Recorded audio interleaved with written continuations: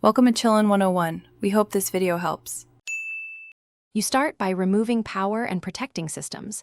Disconnect the negative battery terminal and wait a few minutes so the airbag capacitors discharge. Next, pry off the radio trim and center vent surround with thin panel tools. You want to avoid marring soft plastic. Remove glovebox stops and open lower vents. These are the first accessible fixtures. Keep screws and clips in labeled containers so reassembly is fast and error-free. Once done, you're ready to access the screws holding the top dash section. You now focus on the center assembly. Locate and remove Torx fasteners, typically T20 and T25, under the vents and behind the radio.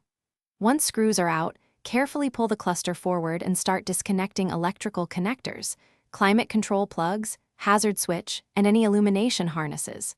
Make sure to press each release tab to avoid breaking the plastic. After wiring is free, lift the assembly straight out and work around the perimeter to disengage stubborn clips. Go slow so trim stays in. You finish by removing remaining bolts at the base of the windshield and around the instrument cluster, then carefully release the top dash section. Before lifting fully, disconnect passenger airbag and any remaining harnesses. Treat airbag plugs with care and keep them facing upward. Lift the dash straight to avoid snagging vents or wiring. Reinstall in reverse order, ensuring each clip seats correctly. If a panel won't align, check for a missed fastener or a bent clip. Replace any damaged tabs before final torque. Thanks for watching. Consider subscribing if we helped you.